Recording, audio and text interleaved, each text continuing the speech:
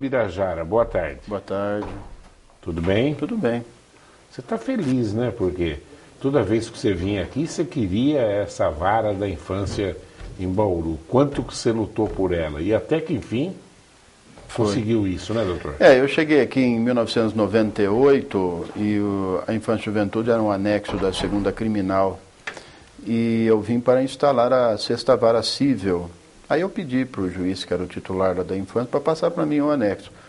Né? Esse foi passado em 99 e já em 2000 tramitou um projeto de lei complementar de alteração da Lei de Organização Judiciária para criar algumas varas no Estado. E o Pedro Tobias, ele emendou esse projeto para a criação da Vara da Infância, né? E de outras varas também, 4 varas criminais, 4 varas cíveis, que posteriormente se transformaram nessas varas de fazenda, de família, de juizado. E agora, 15 anos depois, né, veio a vara da infância e eu me removi para ela. Então hoje, 15 anos depois, eu vou fazer só infância e juventude. Vai ficar só aí agora? Só, por enquanto só. O que muda com a instalação dessa vara? Muda que agora haverá um cartório próprio, né, com um corpo de funcionários próprio,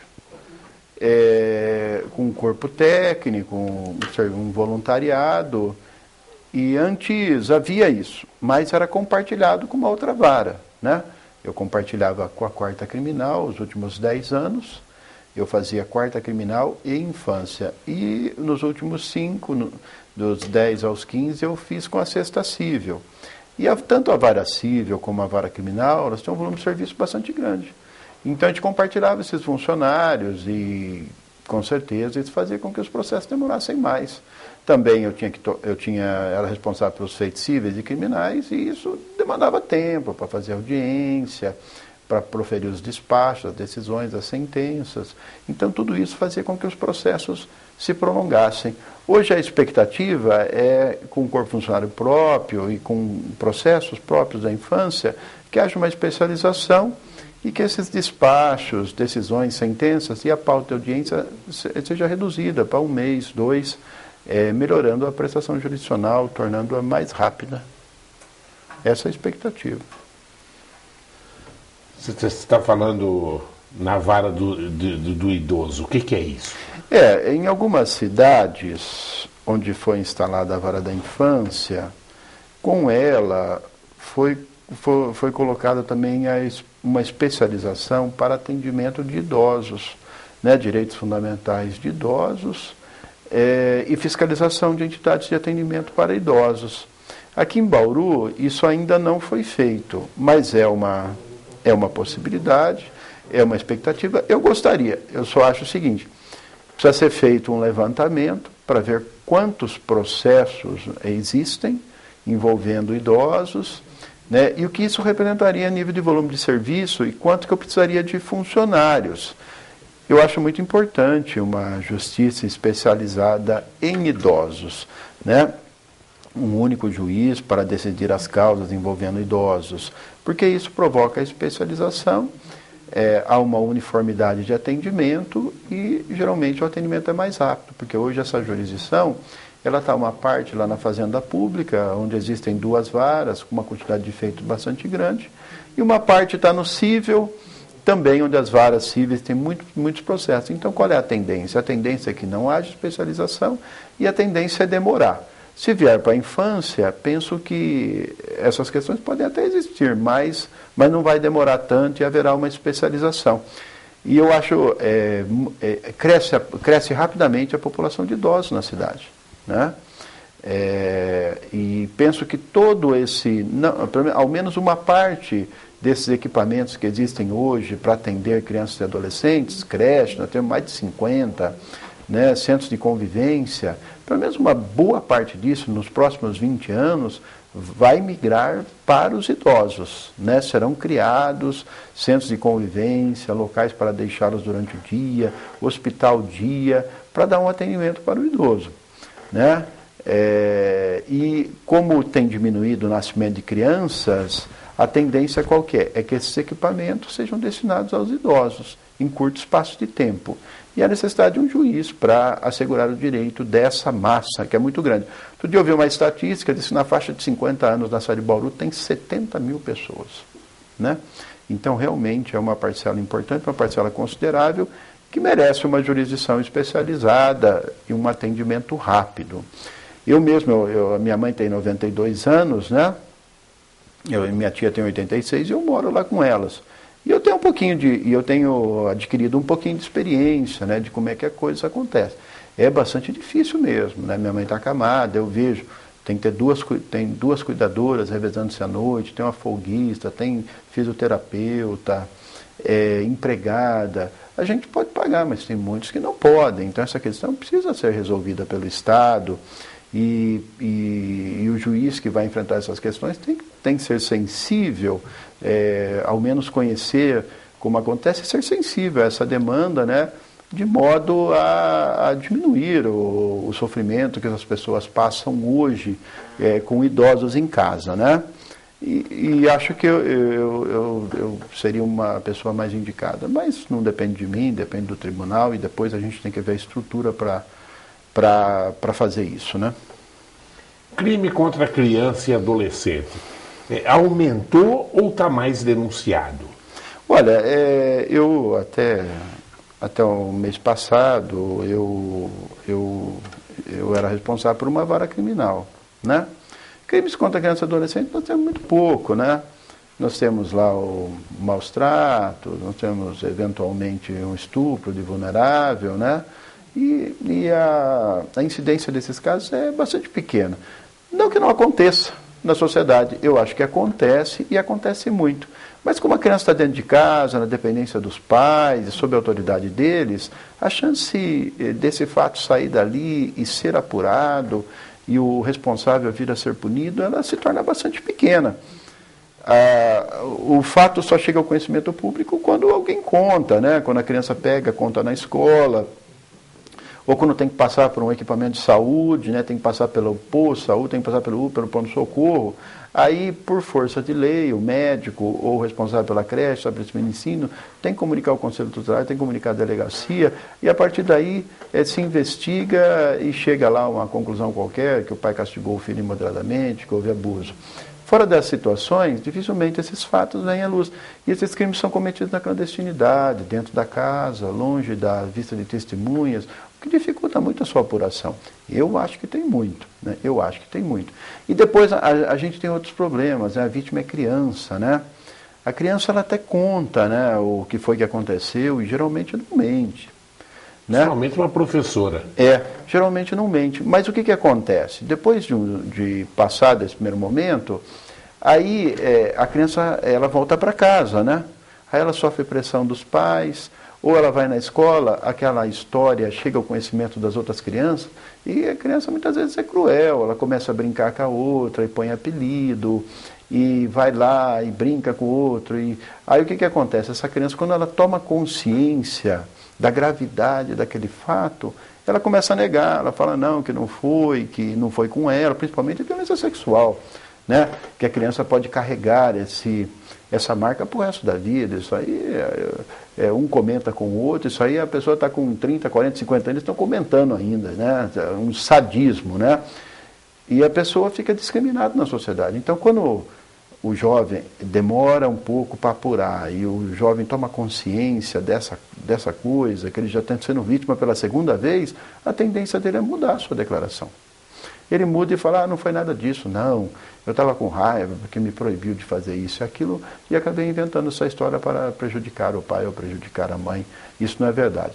Quando a vítima num crime desse, ela muda a sua versão dos fatos, ela coloca em xeque a credibilidade das suas declarações e, na dúvida, o juiz é obrigado a absolver e o criminoso acaba impune. É assim que as coisas acontecem. A punição de pedofilia no Brasil, Maiting, tem país da Europa que tem até castração química, e a gente sabe que nos Estados Unidos, em alguma região, quando o cara sai da cadeia, ele tem que implantado um chip de locomoção, os vizinhos têm que saber que ali mora um cara que foi condenado por pedofilia, É muito branda no Brasil a punição? A pedofilia é a preferência sexual por crianças e adolescentes, né?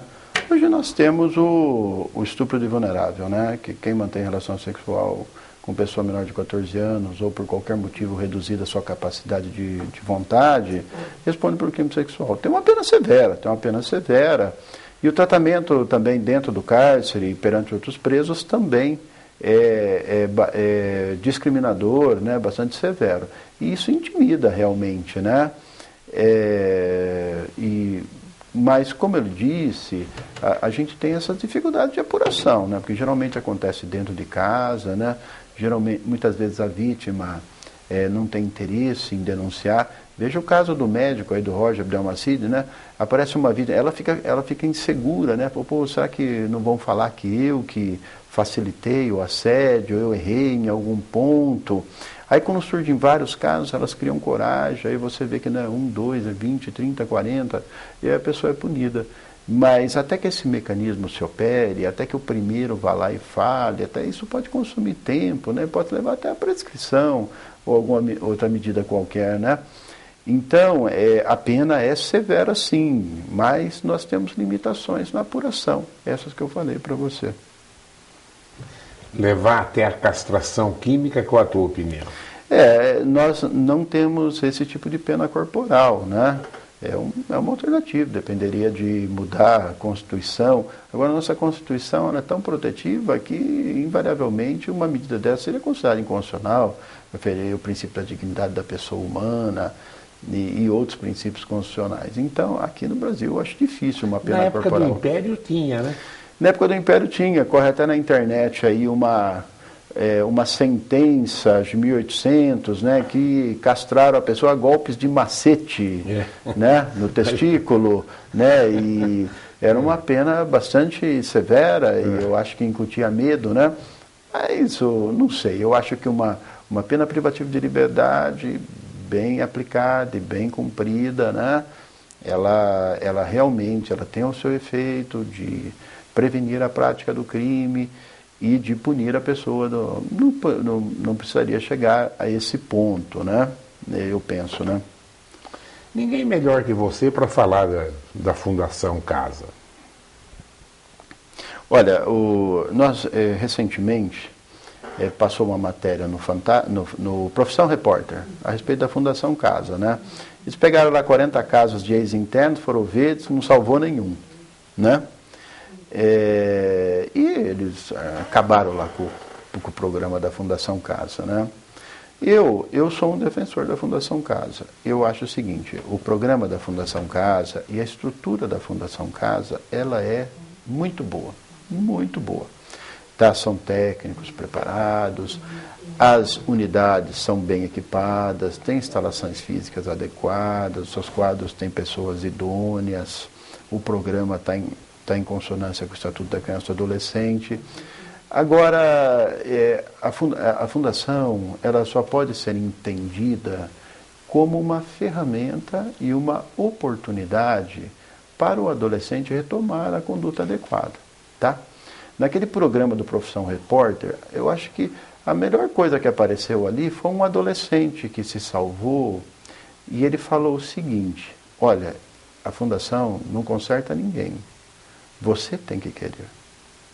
Então, o adolescente tem que querer se modificar. A fundação, o que ela faz? Ela dá uma estrutura para a família, a fundação dá uma acelerada no estudo. E o duro é que a maioria não tem família, né, Martim? Geralmente são famílias monoparentais. Ele mora com a mãe ou mora com a avó, mas tem um pouco, alguma estrutura familiar tem. A fundação ajuda, a fundação acelera a escola, a fundação dá tratamento médico, que a maioria está na drogadição, a fundação da cultura, esporte e lazer. Agora, o grande problema é o perfil com o qual o adolescente chega na instituição.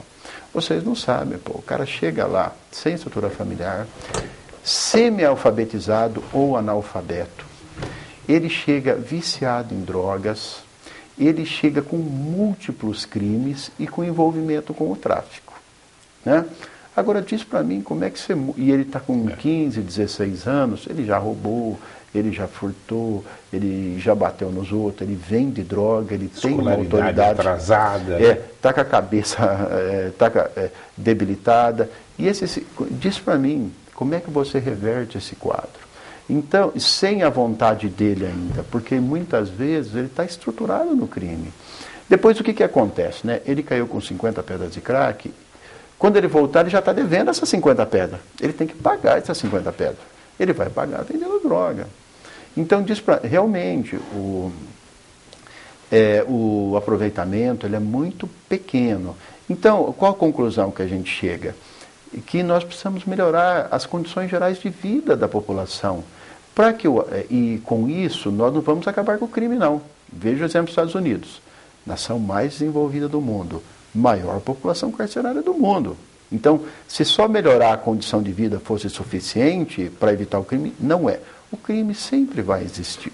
Mas esse adolescente ele vai chegar na fundação com um perfil diferenciado e mais suscetível de ser trabalhado. Agora, enquanto a sociedade estiver gerando pessoas inadequadas com esse grau de comprometimento, infelizmente, o Estado oferece oportunidade. Ele não pega, ele vai terminar morto no crime, ele vai terminar numa cadeia como adulto. Essa é a realidade. A Fundação Casa não faz milagre. Quem está achando que faz milagre? Agora, o perfil que está chegando lá é para lá de milagre para resolver, porque... Tem uma pergunta aqui, mas ela é muito mais simples. Vê se você dá uma resposta rápida. Boa tarde, professor Duda e doutor Ubirajara. Uma empresa com sede em outra cidade do estado, com várias unidades em Bauru, faz venda de imóveis. Fui em uma dessas unidades com o objetivo de fazer financiamento imobiliário. Porém, o atendente da empresa pediu o valor de entrada que embolsou no ato e não deu prosseguimento no financiamento. No caso, quem é responsável por essa situação? Já que fiquei sem o financiamento, é o atendente, a empresa ou os dois? Quem que eu devo executar? Olha, eu sou juiz também do Juizado Especial Cível e nós enfrentamos essas questões todos os dias, viu?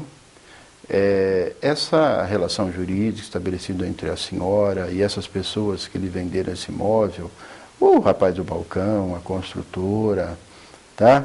Ela é uma relação protegida pelo Código de Defesa do Consumidor. É uma relação de consumo que se estabelece entre o fornecedor do produto e o consumidor.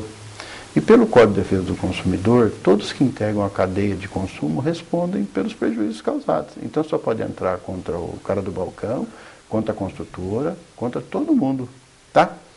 E eles serão responsabilizados. É lógico, só está contando superficialmente o fato, a gente não sabe o que foi que aconteceu, né? Nós temos muitos casos que a pessoa vai lá, dá a entrada, dá o sinal, que é um início de pagamento, né? E depois não consegue o financiamento, então pela lei perde o sinal, é o que nós chamamos de arras, né? Então a gente precisa estudar com profundidade, mas para dizer quem responde pela devolução, todos respondem, todos que estão na cadeia de consumo, construtora, imobiliária, vendedor, todos respondem. Agora, no seu caso, isso não quer dizer que ele vai pagar, não. Quer dizer que só vai lá no juizado especial, o juiz vai estudar o seu caso para ver o que foi, vai ler o contrato, para ver o que foi que aconteceu. O Pedro Valentim pergunta, doutor Ubirajara, dados da Secretaria de Segurança Pública do Estado de São Paulo demonstraram que de cada 1.000 homicídios, 2% são cometidos por menores, ou seja, independentemente de ser a favor ou contra a redução da maioridade penal, esses números demonstram que não vai alterar muito o quadro de violência no Brasil e no estado de São Paulo. Qual é a opinião do senhor? Olha, a minha opinião é o seguinte, sabe por que deu 2%? Porque tem 10 mil internos na Fundação Casa. Os juízes internaram os jovens potencialmente perigosos que poderiam cometer homicídios. Nós, aqui em Bauru, nós temos 500 mil habitantes, Bauru, Areal e Avaí, que é a comarca. Nós temos, esse ano, 26 homicídios, deve bater 50. Não tem nenhum envolvendo adolescente, que eu me lembro esse ano. e nem vítima adolescente. Por quê? Porque os juízes estão internando, porque o que mais mata é o tráfico. O cara morre porque está devendo, o cara morre, não pagou dívida, o cara morre porque está dando problema na favela e está prejudicando o tráfico. Não pagou, morre. Não pagou, mesmo, morre. Então, é a lei deles, né? E você pegou para vender, consumiu, o adolescente pega lá para vender, é viciado, consome o produto, morre. Então, mas na hora que... aí ele sai maior que ele vai cometer. Aí que vai aparecer nessa estatística, né? Então isso não quer dizer, não, que a redução não resolva, né? Seria inócua. Ela com certeza vai colocar um aspecto psicológico aí, vai intimidar e deve reduzir. O grande problema é onde a gente vai colocar, né? Nós temos 10 mil lá. Se você pegar 16 a 18, onde é que nós vamos colocar 10 mil no sistema carcerário que tem 200 mil e que não tem vaga? Esse é o problema, né? O problema é como nós vamos administrar. E um sistema carcerário também que não provou a sua eficiência, né? Que você está daquele jeito, não corrige ninguém. Então é uma opção política, né? Agora o povo quer mudanças, né? Vamos ver o que vem por aí. O doutor Natanael é advogado. Ele é contra o mito de que crianças não mentem. Ele acha que mentem sim, e na maioria das vezes manipuladas por pessoas adultas. Nos processos a que me referi, normalmente são pedidas perícias, né? E a criança, ela será, além de ouvida pelo juiz, ela será ouvida por técnicos, né? Que estão preparados para detectar mentiras. Eu acredito que alguém possa instruir uma criança e que ela atenda o comando à vontade de um terceiro. Eu acho possível. Agora, o processo nem só verdade. O processo está ali, nós temos um fato concreto, em cima do qual serão ouvidas a vítima e as testemunhas, e em cima do qual a vítima será ouvida por técnicos também. E a partir desse contexto é que haverá uma decisão, tá? Não é só o que eu penso, o que eu acho. Estou falando das disposições doutrinárias e do que geralmente acontece. Mas cada caso é um caso. É possível. A informatização da justiça, como é que está? A informatização, ela continua, né? Ela está em expansão, ela vem paulatinamente, né? Não veio de uma vez, né? E o judiciário está apostando na informatização como forma de diminuir o tempo de resposta dos pedidos que chegam ao Poder Judiciário. E a informatização ela é muito importante e realmente ela reduz esse tempo de resposta. Por quê? O advogado hoje, ele vai distribuir uma petição, ele tem que ir ao fórum, ele vai no distribuidor, o distribuidor tem que ter um funcionário, esse funcionário pega, confere a inicial, confere as custas, depois esse funcionário vai lançar num sistema qualquer, vai lançar num livro, no final do expediente tem centenas, dezenas, isso aí será distribuído, aí tem que pegar um outro funcionário, tem que distribuir nos cartórios tem que ter alguém para lançar num livro, para dar um recibo, depois tem que ter um outro para fazer uma capa, para digitar os dados, isso aí são milhares por dia, depois são milhares, centenas por dia. Depois tem que ter alguém para levar para o juiz, depois o juiz tem que pegar, tem que abrir, tem que ler. Olha, então isso consome tempo e consome funcionários, tá? E nós temos poucos funcionários e temos poucos juízes também. Então qual é a tendência? É isso demorar. O processo informatizado é totalmente diferente. O advogado vai lançar no sistema o processo digital, ele vai para o fórum, é distribuído nas varas. Hoje todos os juízes já têm 2 monitores, um é para o sistema, outro é exclusivo para o processo digital. O juiz folheia o processo. Então essa parte de funcionário, essa parte material, ela é toda excluída. Tá? Então o que poderia consumir 6 meses, 1 ano, isso cai para uma semana. Já há algum efeito prático? Tem. O grande problema é que esse negócio afunila lá no juiz. Esse que é o problema, né? Porque você tira todos esses intermediários que teriam que fazer a parte material do processo, esse negócio faz uma fila lá para o juiz, e o juiz é um só. E o serviço do juiz não é eletrônico. O juiz tem que abrir o processo digital, tem que ler as suas folhas, tem que escrever uma decisão, né? Depois descia para o cartório fazia uma resenha, ia para a imprensa oficial, não, ali mesmo ele dá um comando, já vai para a imprensa oficial. Então, mas essa coisa ainda funila no juiz, né? São muitos processos. Então a gente consegue, uma boa parte do processo você consegue ganhar em tempo e rapidez, né? Agora, quando chega no juiz, aí depende da pessoa do juiz. Seria mais e a hora que estiver bem informatizado, o juiz pode até trabalhar em casa, né? Pode. Ele puxa e fica... Pode. Não, hoje a maioria, todos trabalham em casa. O juiz é obrigado a estar no fórum da 1 às 6. Por quê? Porque lá no fórum ele tem que atender advogado, ele tem que fazer audiência, então ele não tem tempo para ler processo e fazer decisão. Olha, fazer uma decisão vai 10, 15 folhas, você tem que ler, você tem que escrever, você tem que estudar. Agora, para fazer isso, você não pode ser interrompido a cada 5 minutos. E lá no fórum é assim. O advogado tem direito de ser atendido, então ele entra, pede para você apreciar, você tem que parar o que você está fazendo, ele tem que atender. Agora, diz para mim, como é que você consegue escrever alguma coisa lógica parando cada 10, 15 minutos? Então, todos os juízes trabalham em casa e tem um dispositivo que permite que ele acesse o processo digital na sua casa, né? Como o advogado também, ele tem uma senha do processo, ele acessa o processo digital da casa dele, tá? Então, melhora para todo mundo. O recurso, né? O recurso, então, você tinha que recorrer, levava lá no protocolo a sua petição, ela juntava, dava um recibo, punha no livro, levava para o cartório, depois no cartório ia para o juiz, depois do juiz ele dava o despacho, ia para o cartório, publica na imprensa, depois vinha outra parte, apresentava, fazia tudo esse caminho. Hoje não, cara, entrou com a petição, abre para outra parte fala, isso é remetido para o tribunal eletronicamente, né? É uma questão de dias, né? Coisa que durava meses. Aí o tribunal já recebe, já julga, né? Então isso encurtou o tempo do processo de uma forma bastante significativa. Mas, eu já lhe disse, né? Cai lá no problema do volume. Né? A gente, você vê, né? Agora prenderam o médico lá, o Roger Abdelmacid, né? E disse que o processo dele está com o juiz no tribunal, faz 2 anos. E ele corre o risco de ser liberado novamente pelo atraso desse processo. Então você vê, né? Você pode informatizar tudo. É que lá na ponta tem o juiz tem que parar para ler. Agora, diz para mim, quanto tempo o juiz demora para fazer um processo, para estudar um processo em que tem 50 vítimas de homicídio? Ele lê tudo aquele... Que lá deve ser um monstro, deve ter uns 30 volumes daquele trem. E só aquilo lá, o cara para ler tudo isso aí, ele demora 10, 15 dias.